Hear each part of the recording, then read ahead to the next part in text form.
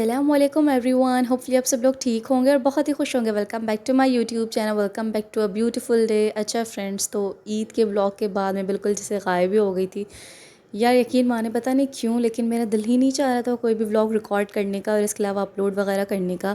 तो अब फाइनली मेरा दिल किया और मैंने सोचा कि भाई आपके साथ अपना व्लॉग, अपनी रूटीन, अपनी जो भी डेली की अपडेट है वो शेयर कर दी जाए। तो ये कुछ क्लिप्स थी जो कि ईद के सेकंड और थर्ड डे की थी। मैंने सोचा कि ये भी इसी में ऐड करके आपके साथ शेयर कर दी जाए। और ईद के सेकंड डे हमारे मामू वाले हमारे घर आए थे। तो ये मेरे दोनों मामू के बेटे हैं और ये मेरे छोटे छोटू से कज़न्स हैं। कोई भी कज़न जो है ना वो इतनी ज़्यादा बड़ी एज का नहीं है, जो थे सबकी शादियाँ हो गई हैं। ये छोटी टिम्मे टिम्मे से कज़न्स हैं और हम लोगों ने मामू वालों की दावत की थी। तो ये वही दावत सीन्स है और इसके अलावा हम लोगों ने अपनी बुआ की भी दावत की थी। तो उनको दूसरे कमरे में हम लोगों ने बिठाया हुआ था, यानी कि 2 दावत थी उस दिन हमारे घर में, लेकिन उनका मैंने इतना ज़्यादा कुछ ख़ास रिकॉर्ड किया नहीं। और इसके अलावा मामू वाले हमारे लिए केक भी लेकर आए थे, ड्राई फ्रूट्स का केक था। फ्रेंड्स, आप लोग मुझे बताइए कि आप लोगों को जो है ये ड्राई फ्रूट वाला केक पसंद है या इसके अलावा जो वो क्रीम वाला केक होता है आप उसको ज़्यादा प्रेफर करते।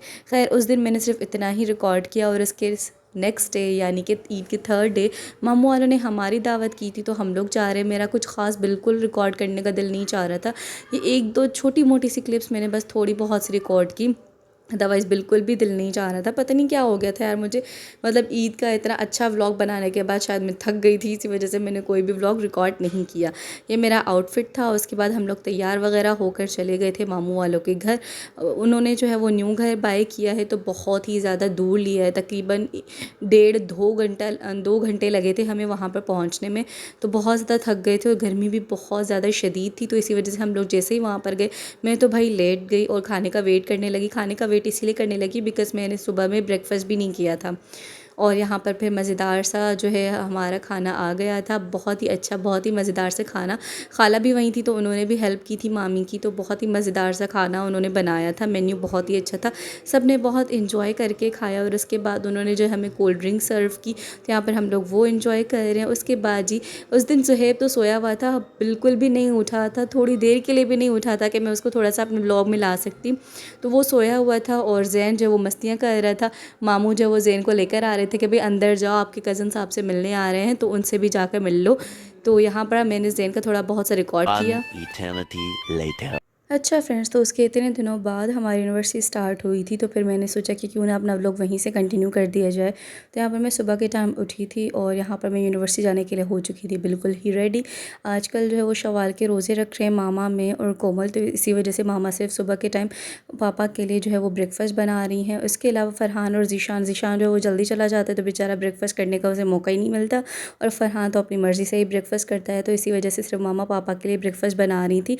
और हम लोग जो है वो तीनों लेडीज़ हम लोग शवाल के रोज़े रख रहे हैं। और यहाँ पर मैं यूनिवर्सिटी पहुँच गई थी। आजकल हमारी जो है इस दफ़ा 2 मंथ्स के लिए एनेस्थीसिया में रोटेशंस लगी हैं। इंशाल्लाह ताला कोशिश करूँगी कि सारी अपडेट्स आप लोग के साथ शेयर करूँ कि हम लोगों ने क्या सीखा, क्या क्या होता है, रूटीन कैसी है। लेकिन उस दिन जो है वो कोई कॉन्फ्रेंस थी, तो इसी वजह से हमारे सर ने हमें कहा कि आप जो है वो लिवर ट्रांसप्लांट में चली जाएँ। तो इसी वजह से मैं लिवर ट्रांसप्लांट में गई थी और मैंने जो है फ़र्स्ट टाइम लिवर ट्रांसप्लांट की सर्जरी होते हुए देखी थी। वैसे मैं जो है वो डोनर साइड पर थी। यहाँ पर उन्होंने उनका जो डैमेज लिवर था, सिरोसिस हुआ था उन्हें। आप लोग सर्च कर लीजिएगा कि सिरोसिस क्या होता है, बिकॉज़ मुझे जो है ना वो जल्दी जल्दी वॉइस ओवर करना है, इतनी ज़्यादा कुछ क्लिप्स मैंने रिकॉर्ड नहीं किया। अगर हो सका तो मैं नेक्स्ट वीडियो में आपको बता दूँगी।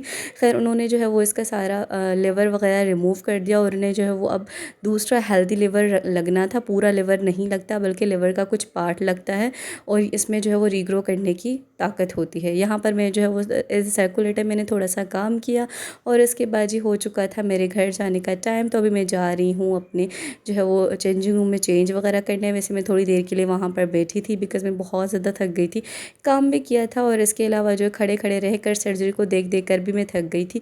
तो मैं वेटिंग एरिया में थोड़ी देर के लिए आकर बैठ गई थी और मैंने थोड़ा सा फ़ोन वगैरह यूज़ किया। मामा से कहा कि फ़रहान को भेज दें, वो मुझे लेने के लिए आ जाए। फ़रहान ही मुझे बाइक पर लेने के लिए आता है बिकॉज़ बहुत ज़्यादा धूप है बाहर, इतनी कुछ कड़कती हुई धूप है ना कि बिल्कुल निकलने का भी दिल नहीं चाहता। खैर, फिर उसके बाद मैं घर चली गई। घर जाकर मैंने चेंज वगैरह किया, थोड़ा सा रेस्ट किया।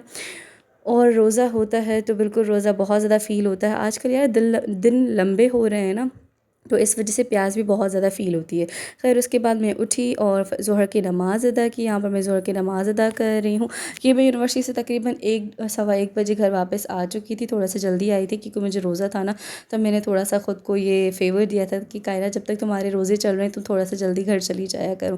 खैर उसके बाद फिर मैंने कुरान पाक की तिलावत की, बिकॉज़ सुबह में टाइम नहीं मिलता, तो यहाँ पर मैं कुरान पाक की तिलावत कर रही हूँ। उसके बाद ट्यूशन वाले बच्चे आ गए, मैंने उनका कुछ भी रिकॉर्ड नहीं किया। बच्चों की भी टाइमिंग आजकल मैंने थोड़ी सी चेंज की हुई है, वो मैं आपको इंशाल्लाह ताला नेक्स्ट व्लॉग में बताऊंगी। और यहाँ पर मामा जो वो रात की खाने की तैयारियाँ कर रही हैं।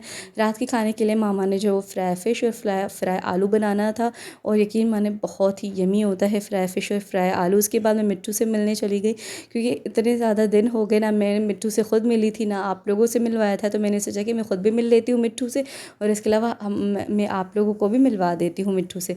मिट्टू जो है वो बाहर निकलने की भरपूर कोशिशों में होता है कि मुझे किसी तरीके से कोई बाहर निकाल दे, इसको बाहर निकलने का बड़ा शौक होता है। यहाँ पर मैं दिखा रही हूँ कि मेरी मेहंदी जो है वो तकरीबन 98% रिमूव हो गई है, और ये बस थोड़े से हल्के हल्के से दाग बचे हुए हैं। इंशाल्लाह ताला ये भी जल्दी रिमूव हो जाएंगे। जब मेहंदी स्टार्टिंग में लगती है ना बड़ी प्यारी लगती है, उसके बाद जो निकल जाती है ना तो बड़ी बुरी लगती है। खैर हमने जो बड़े से बर्तन रखे हैं इनके पिंजरों के अंदर, क्योंकि आपको पता है कि गर्मी बढ़ गई है बहुत ज़्यादा, तो इन बेचारों को भी नहाने की बहुत ज़्यादा नीड होती है। उसके बाद फ़रहान को मैं किसी बात पर चढ़ा रही थी, और आप लोग देखिएगा कि मैं फ़रहान को कैसे चोंडी पहनती हूँ। इसे चोंडी कहते हैं, क्या कहते हैं भाई। और जी फ़रहान मुझ पर थोड़ा सा गुस्सा करते हुए कि भाई मुझे छोड़ भी दो, क्या हो गया, अभी कुछ बोल नहीं रहा तो क्या आप फ्री हो रही हैं। और जैसा कि मैंने आपको बताया कि शवाल के रोज़े रख रहे हैं, तो सुबह में चाय पीने का मौका नहीं मिलता, इसी वजह से मैं डिनर के बाद चाय पीती हूँ। बाकी खाने के साथ आजकल बड़ी क्रेविंग होती है चाय और बाकी खाने की, तो इसी वजह से मैं रात के टाइम पीती हूँ। तो फ्रेंड्स, ये था मेरा आज का छोटा सा व्लॉग, काफ़ी दिनों के बाद अपलोड किया। इंशाल्लाह ताला नेक्स्ट व्लॉग में मुलाकात होती है। अल्लाह हाफ़िज़, टेक केयर।